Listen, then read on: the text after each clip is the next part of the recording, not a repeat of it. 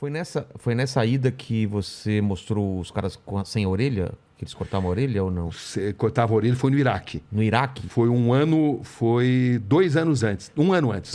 Tinha essa história, do mas Iraque não era... foi em 95. Havia uma grande lenda.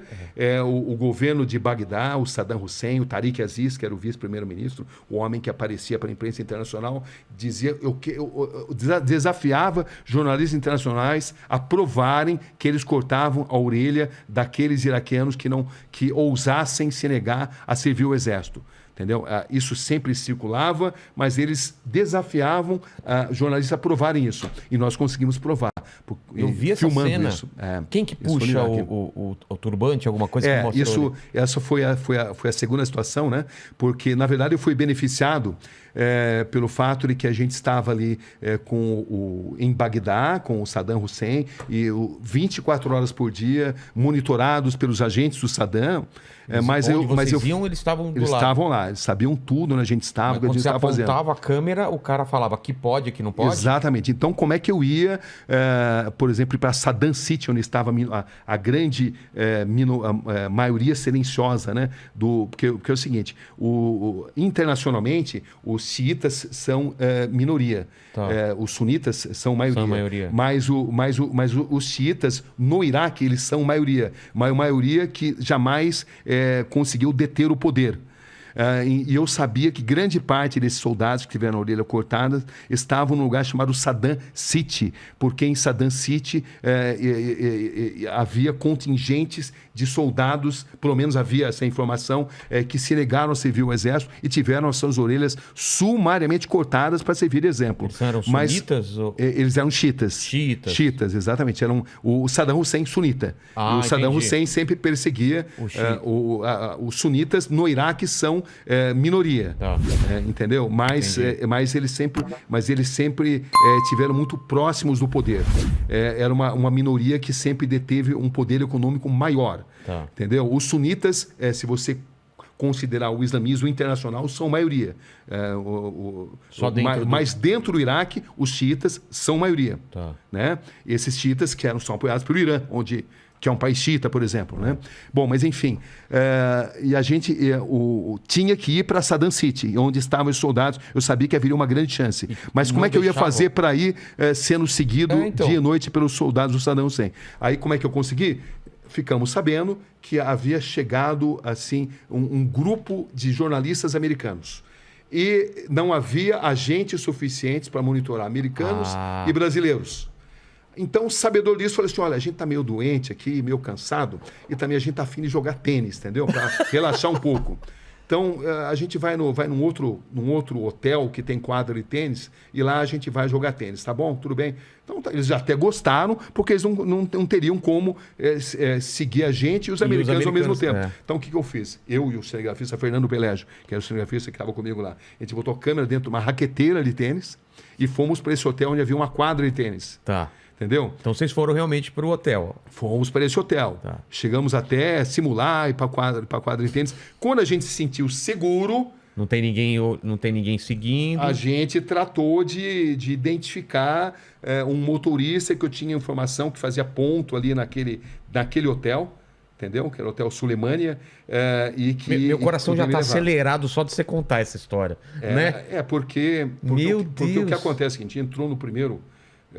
mas a gente se enganou, não era o motorista indicado, a gente tinha se enganado. E esse motorista, ao invés de levar a gente para Saddam City, ele levou a gente para o Ministério da Informação. Pô. Aí no Ministério da Informação, o que você queria para Saddam City? Não, eu falei, Saddam City não. A gente queria ir para o Ministério da Informação do Saddam, entendeu? A gente queria vir para cá justamente. Entendeu? A cidade, né? Deu um migué ali, eles acreditaram e tal. Aí a gente voltou para lá. Quando voltamos para lá... Para o primeiro hotel? O primeiro hotel onde a gente ia jogar tênis. Tá. Entendeu? E aí nesse hotel eu consegui finalmente achar um motorista que eu tinha indicação, que falava inglês, era jovem e que tinha insatisfações em relação ao regime e que estaria disposto a assumir o risco. Precisaria ser alguém que é disposto a assumir o risco. Descoberto, morto, né? Exatamente. Então eu acabei descobrindo esse motorista e ele nos levou para Saddam City. Só que levar no Saddam City, eu lembro que a gente levou pedrada, porque estrangeiros eram mal vistos ali, mas o fato é que uma hora depois de a gente ter chegado lá, a gente conseguiu finalmente descobrir um soldado que teve a orelha cortada. Eu fiz a entrevista, ele contou pormenorizadamente por que a orelha tinha sido cortada sem anestesia, justamente porque ele não tinha servido o exército. E aí, pra você ver como é que são as coisas, né? A imagem que você viu, que a gente estava na confluência do Rio Tigre e Eufrates. 3 dias depois... Não é desse dia. Não é desse dia. Não é outro dia depois, a gente estava na confluência e eu notei que tinha ali o barqueiro que não tirava o turbante de jeito nenhum. Aí eu cheguei nele lá e eu falei, fiz um sinal, a hora que o tradutor, que era ligado ao regime do Saddam Hussein, estava distante, entendeu? Porque a gente foi para o meio do rio, e o tradutor ficou lá. Eu falei que eu precisava fazer uma passagem e o barco não cabia mais gente. Entendeu não? Porque o tradutor era deles, né? E aí, meio por sinais, eu expliquei para ele contar a história. E aí ele tirou o turbante, contou a história. Eu tive que traduzir depois. E aí era a história mesma coisa. Mesma coisa. Não quis servir. Não quis servir o exército, a orelha foi cortada, não teve anestesia. Cara, e a família passou a ser perseguida. E o mais interessante é que eu lembro entrevistando o Tariq Aziz, o vice-primeiro-ministro, ele falou assim, eu desafio você a encontrar essas pessoas. Onde estão essas pessoas? Mas eu não podia falar, eu acabei de filmar.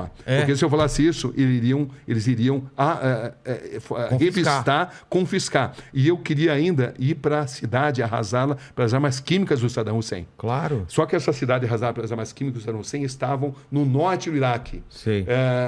E você não consegue entrar, você não conseguia na época entrar no norte do Iraque, no Kurdistão, pelo próprio Iraque, porque os agentes do Saddam Hussein não deixavam. O que você tinha que fazer? Você tinha que sair do Iraque, ir para a Jordânia, da Jordânia ir para a Turquia, e da Turquia você conseguia, ali pelo sul da Turquia, lá por Diyarbakir, que é um grande reduto, né, ali dos curdos, você conseguia entrar por ali numa área que era mais monitorada pelos curdos do que pelos próprios agentes do Saddam. Mas para você entrar ali, você precisava de um visto.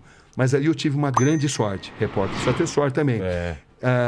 Estavam programadas eleições em Bagdá, você vê eleições em Bagdá, né? Com o Saddam Hussein, né? Você acha? Já sabe o resultado. Conversa da carochinha, né? Mas ia ter ali o teatrinho deles. Os caras lá assim, tá bom, o cara joga fora aqui. Você não bota no Saddam, você vai pro paredão, né? Exatamente assim. Mas enfim, mas o fato de eleições, eu falei assim, olha, eu preciso, o seguinte, a gente já tem um bom material, a gente precisa ir para a Jordânia, porque a gente precisa mandar o material pela Jordânia, mas só que eu quero voltar aqui para cobrir eleições, porque eu fiquei sabendo que eu precisaria de um visto.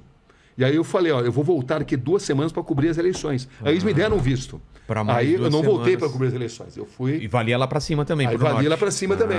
Você vê, é uma coisa até interessante, né? Porque valia para cima, mas não era os agentes do Saddam Hussein, eram uma dessas coisas loucas da política internacional, como agora no Afeganistão. Para você entrar no Afeganistão nesse momento, você passa por um posto do ex-governo afegão que foi deposto, mas para você, mas acontece que os paquistaneses só deixam você entrar no Afeganistão com autorização de um governo que foi deposto, que não existe mais. Que doideira! Era a mesma situação lá no Iraque também. Você tinha que ter um visto, embora você soubesse que não seria fiscalizado pelos próprios agentes do Saddam Hussein, porque eles não controlavam aquela área.